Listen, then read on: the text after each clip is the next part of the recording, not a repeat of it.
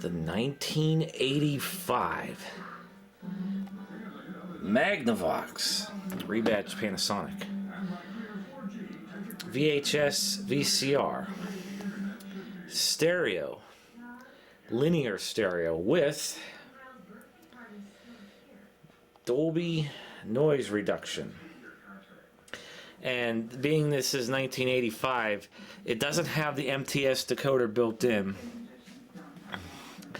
He has to use this input right here, and in order to use the tuner with MTS decoding, you switch it on 2-channel audio, where this tunes it, and there's an output, and it'll record through the line in to audio 2-channel. So it has Dolby Noise Reduction, headphones, microphone inputs, audio select. I had this video on this a long time ago, and I want to give it a more thorough cosmetic cleaning. It's already pretty clean, but I'm very OCD and I got to get every speck of dust out of it. And I'm going to put it with the 1984 Sylvania Panasonic. You know, Panasonic, I always used to call it Matsushita. Turns out I think it's pronounced how do you say it? Matsu. I can't even say it now. Matsushita. That's it, Matsushita. That's how you say it. But as you can see, a lot of Matsushita parts.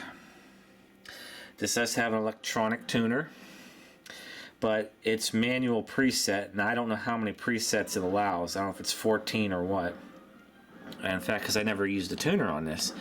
So that'll be an exciting experience tonight, though I'm going to use it with my digital cable box anyways. In fact, there's the Dolby Noise Reduction chip, and it has a Hitachi logo on it. But as you can see, the only thing I did is took the air compressor to it, but it's already really clean as is. I must have really did a good job back then, but I didn't have an air compressor. I just thoroughly blew out the power supply. The power supply is still good, cap's still good, doesn't have any problems. I'm leaving it alone.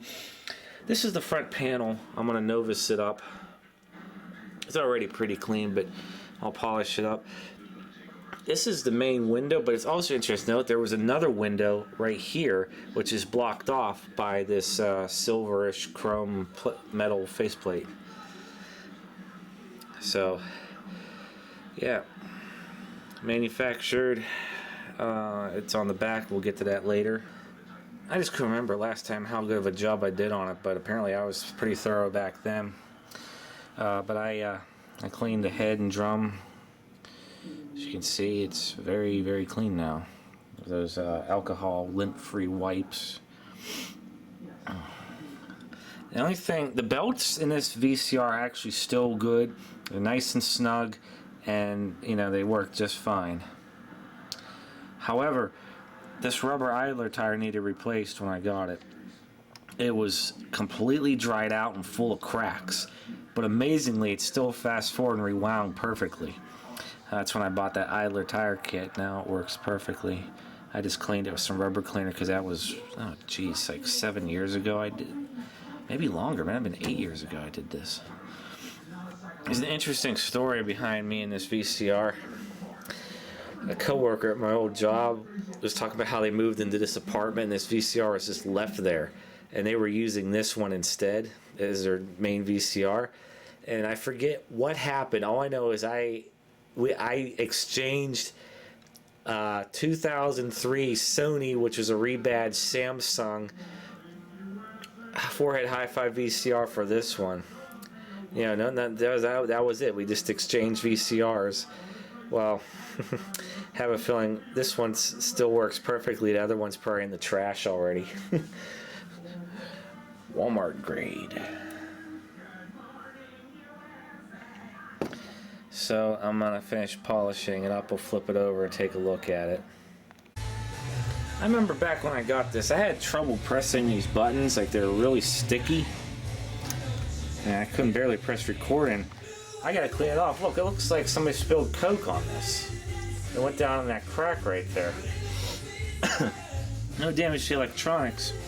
And we got on these buttons. I need to clean them up still. I was able to carefully, very, very carefully, pour some alcohol down in there. to, you know, where it slides, whereas I could see it's all gummed up. Now it moves in and out very freely. So looks like alcohol got rid of it. Audio dub was fine. You know what's funny about this song? Now I hear it, I think a regular show, the pilot, extended pilot version. I love that show, how they put 80s music in it so bad. So really, that's all that was wrong. I could see it was sad. There's no damage done to the electronics part. All right, now let me clean this off and get moving on this. Well, I just put 2 and 2 together because I've seen other Panasonic variations of this. That's where a VU meter would go. This doesn't have a VU meter.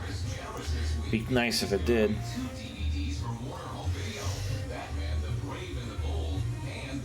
But I love this. Every component in here says it is everywhere. Made in Japan. Even this thing. Stereo Dolby system. Made in Japan. Okay, this is the bottom.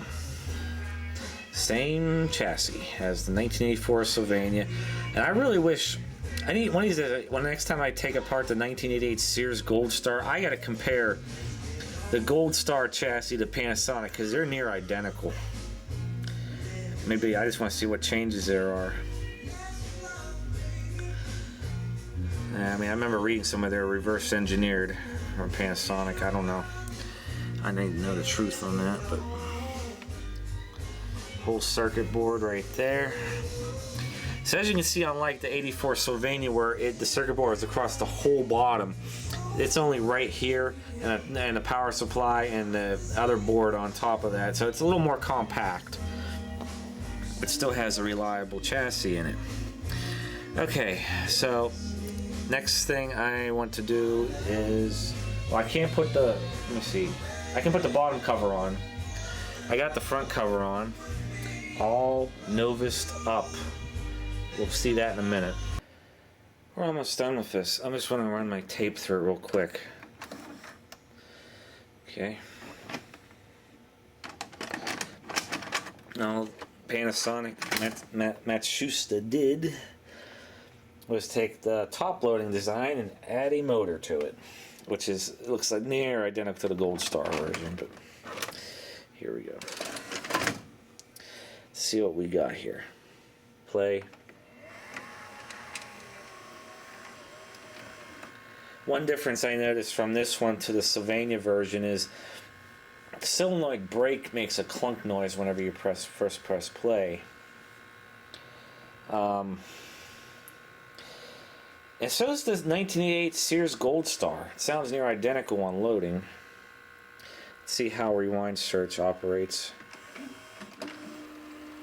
This is always a good test because whenever you do like cue and review functions, you can easily see if the belts and stuff are good. I know they're still good. See, it doesn't have any problem. If I go rewind search, nice and strong. Actually has a much quieter braking solenoid than the Sylvania version. So it had no problem getting up to speed right there. It's not slipping, it's just full reel right there. So if I go fast forward again, yeah, that's just fine. It's because it's a full reel.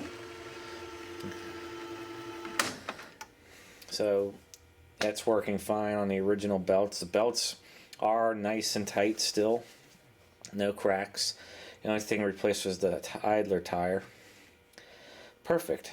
If I do an eject,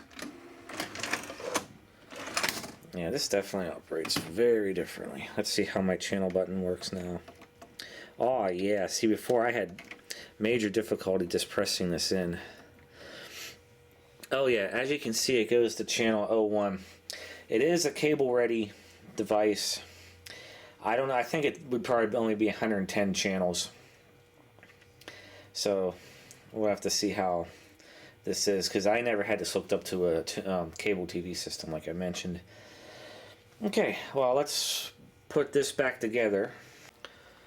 And here it is, all back together and polished up. I just love the different colors. I mean, I think this is what they call champagne colored. I don't know. But as you can see, it's polished up to a nice shiny finish. Open up this, reveals the tuner controls. Here's the instructions. Looks like it's ready for cable TV from the get-go, but nothing's programmed, so it actually tunes through all channels. This is for presetting. I wonder if it's permanently stored in an EEPROM, non-volatile RAM. But we'll have to play with that later. Here's the front. It is wireless remote. I don't have the remote. Underneath we have your speed, 3-speed recording, slow tracking, and tracking. It is a 2-head VCR. It's non-HQ. I think 85 was when HQ did come out, though. And let's see. Power, eject, VCR to switch the RF modulator off and on. Dolby Noise Reduction. Pause still, slow frame advance. Rewind, stop, play, fast forward. Audio dubbing, which you can redub new audio over while leaving the picture alone. And a record button, which now moves in nice and freely. Before I had trouble pushing it, as same with these buttons here. And the channel button goes in and out so nicely now. I like to know what happened. Okay, stereo, Dolby system, linear stereo. But I'm gonna insert a video clip later from the original recording where I hooked up the headphone jack to my old video camera and recorded the THX theme and the Columbia Pictures intro. It also has left and right microphone inputs on the front too. Okay. See, everything's all shinied up here. I just love making things mint again. Yeah, I really got a CD really bad. That's why it takes me a while to do things. I also cleaned the rubber feet on this with alcohol. Now it's really sticking to the table because it's all cleaned up. Made in Japan. North American Philips Consumer Electronics Corp. Manufactured August 30th, 1985.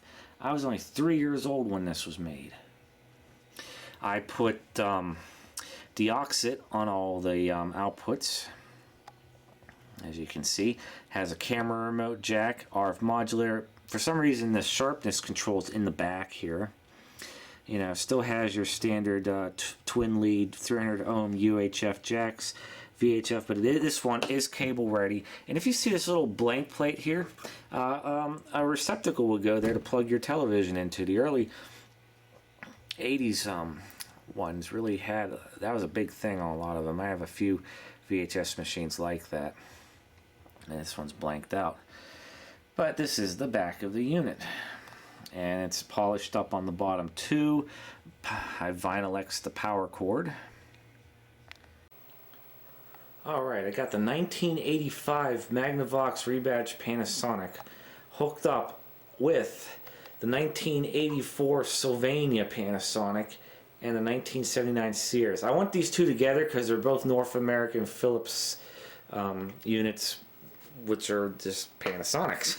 It's just weird, all these. The VFD on this one is a bit different. Holy crap! Since I noticed the actual VFD and the front panel, it just like looks amazing. Okay, a tuner, as you can see, works perfectly. Automatic fine tuning turned on. When reading this, it say it's already preset for VHF 2 through 13 and cable television. So it looks like it goes up to 99. I went through all the channels. It went from channel 1 to channel 99, no interruptions. It didn't go 36 and 95 or whatever. I like to know the specs on this.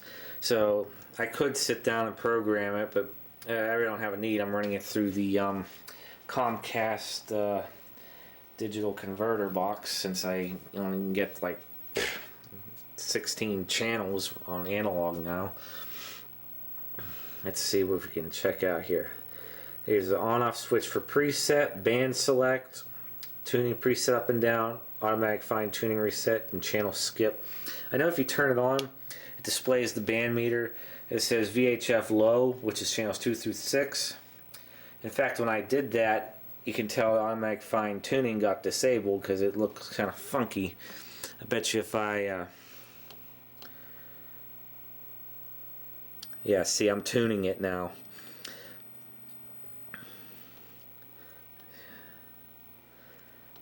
See now, ooh, you know what? What happens when I turn this off?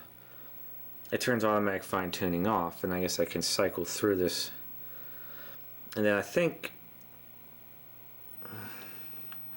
see, I never really programmed. Actually, no, both my betas have this, but it's not quite set up the same way. I wonder if, okay, so if I press like channel skip,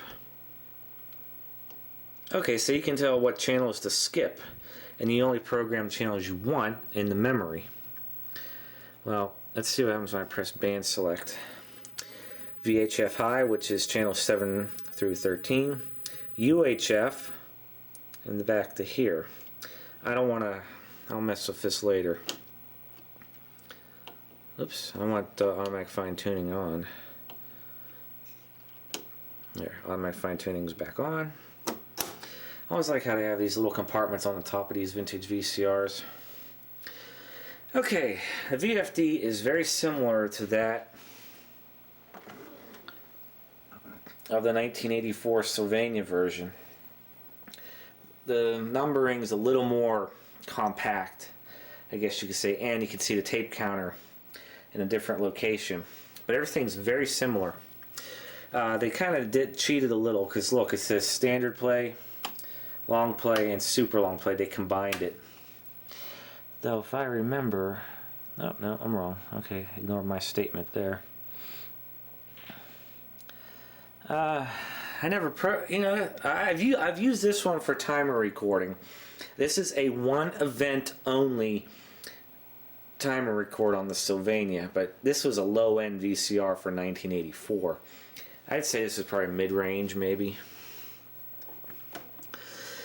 So, I also used one-touch timer record on the Sylvania a few times. I know I don't have it hooked up to a stereo system so we could hear, but let's do this. Okay, so for the time being, I got Dolby Noise Reduction turned on. Put the tape in the unit.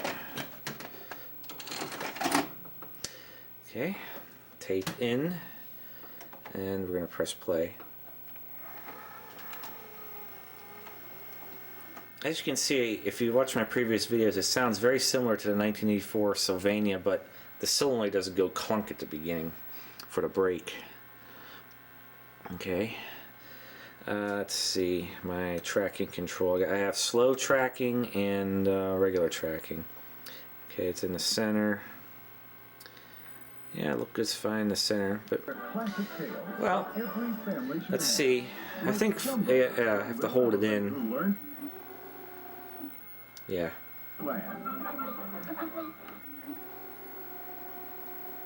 There's your fast forward.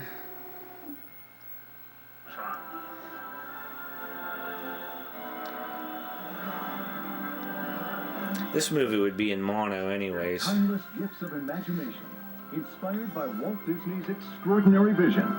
Oh, no way. The Brave Little Toaster. A beautifully animated musical tale. I need to get this on VHS. That's sure to warm your heart. Or even beta. And brighten your spirits. Wow. 5 very special household appliances who are suddenly left alone. We've been dumped, abandoned. Take off on an adventure in search of the small boy who loves them. We're not going to give up hope. You'll love. I was playing with the sharpness control in the back. That's what the sharpness turned all off. It might be hard to see on the camera, but it's There's special moments everyone remembers. middle and max. Now with the Walt Disney Family Film Collection. Back to center detent position. You'll experience powerful bonds of friendship in the heartwarming classic Old Yeller. I never saw such a...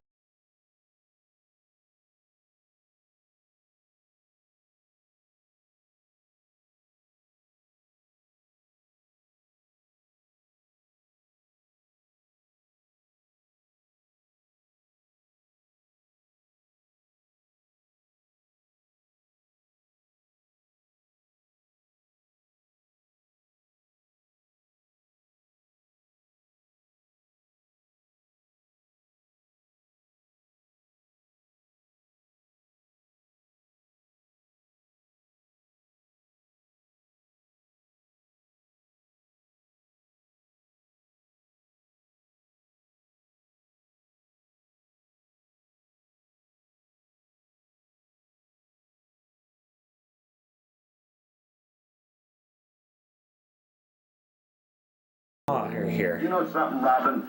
You're taking too many chances. Chances? You must be joking. That was just a bit of a lark, Little John. Yeah? Take a look at your hat. That's not a candle on a cake. Hello. This one almost had my name on it, didn't it?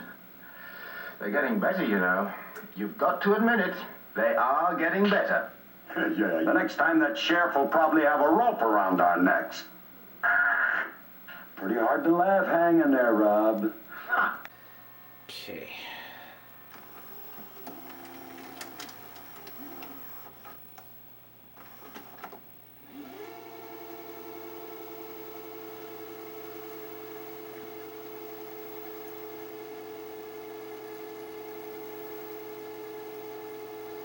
So that's the rewind cycle.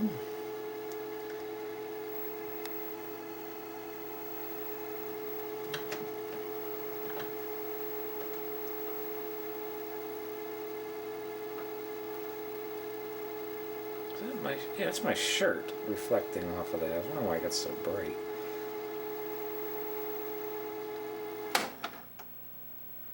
Okay.